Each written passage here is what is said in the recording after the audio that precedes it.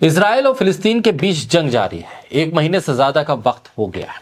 इस जंग का परिणाम क्या होगा अभी कोई नहीं कह सकता। जीत हार का फैसला क्या होगा यह भी अभी साफ नहीं है। इस जंग का परिणाम जो भी हो, दुनिया में इसका असर जरूर होगा। न सिर्फ इजराइल और फिलिस्तीन बल्कि पूरी दुनिया पर, पूरी दुनिया की सियासत पर इसका असर होने वाला है। अभी जंग के बीच में दुनिया भर में जो बदलाव हो रहे हैं वो खासे अहम है। ये बदलाव न सिर्फ अरब, फिलिस्तीन या इजराइल की सरकारों में, वहां की कैबिनेट में नहीं हो रहे, बल्कि इसका असर ब्रिटेन की कैबिनेट तक पर पड़ रहा है। ब्रिटेन के प्रधानमंत्री ऋषि सुनक ने अपनी कैबिनेट में एक बहुत बड़ा बदलाव कर दिया। भारतीय मूल की गृह मंत्री सुएला ब्रेवरमैन को बर्खास्त कर दिया, उन्हें अपनी कैबिनेट से हटा दिया। बोलता हिंदुस्तान पर मैं हूं आपके साथ मिर्जा शाकिर अली बेग। अब ब्रेवरमैन की जगह विदेश मंत्री जेम्स क्लेवरी को गृह मंत्री बनाया है, जबकि ऋषि सुनक ने पूर्व पीएम डेविड कैमरॉन को नया विदेश मंत्री नियुक्त कर दिया। सुनक ने अपने विदेश मंत्री को ऐसे वक्त में बदल दिया जब उनकी बातचीत 5 दिन की ब्रिटेन यात्रा पर पहुंचे भारत के विदेश मंत्री एस जयशंकर के साथ होनी थी। इस फेरबदल के बाद एस जयशंकर की मुलाकात डेविड कैमरॉन से हुई है। दरअसल यह बदलाव क्यों हुआ? इस बदलाव के पीछे फिलिस्तीन है, इस बदलाव के पीछे इजराइल है। ब्रिटिश प्रधानमंत्री ऋषि सुनक ने देश की गृह मंत्री सुएला ब्रेवरमैन को हटा दिया। ब्रेवरमैन को हटाने का दबाव उन पर पड़ रहा था, यह दबाव बढ़ भी रहा था। दरअसल सुएला ब्रेवरमैन ने फिलिस्तीन समर्थकों के प्रदर्शन को लेकर पुलिस पर हमला बोला था। ब्रेवरमैन ने पुलिस पर फिलिस्तीनी समर्थकों और प्रदर्शनकारियों के प्रति बहुत नरमी दिखाने का इल्जाम लगा दिया था।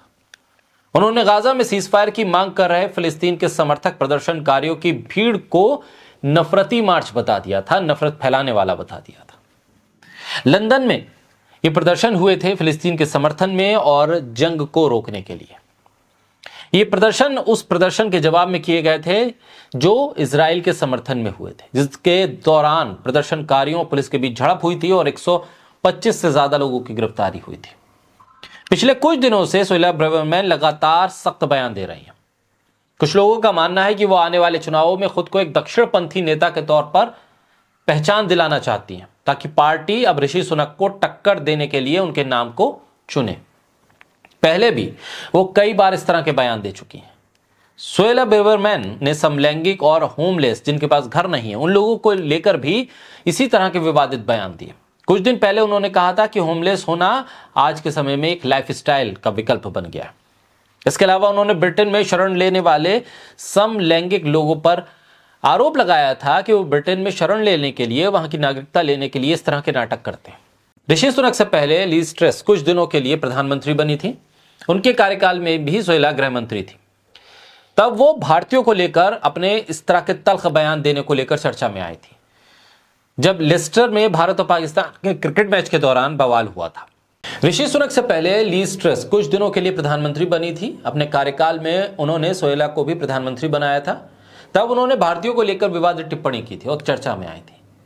उस वक्त लेस्टर में भारत पाकिस्तान के बीच क्रिकेट मैच के दौरान बवाल हुआ था। तब उन्होंने कहा था कि इसके लिए यूके में होने वाला अनियमित माइग्रेशन जिम्मेदार है। इसके अलावा उन्होंने एक इंटरव्यू में कहा था कि माइग्रेशन एक बड़ी समस्या है और भारतीय सबसे ज्यादा हैं इसके जिम्मेदार। इस तरह से ब्रिटेन की सियासत पर भी बयानबाजी का असर होता है और खासतौर पर फिलिस्तीन और इजराइल के बीच जारी जंग को लेकर हो रही बयानबाजी न सिर्फ फिलिस्तीन और इजराइल के माहौल को लेकर ब्रिटेन की सियासत में बदलाव कर रही है, बल्कि इसका असर पूरी दुनिया पर पड़ रहा है। हर देश में फिलिस्तीन और इजराइल को लेकर बयान अलग अलग पार्टियों के रवैये के अनुसार अलग अलग हैं और इसका असर उन पार्टियों की सियासत पर पड़ रहा है।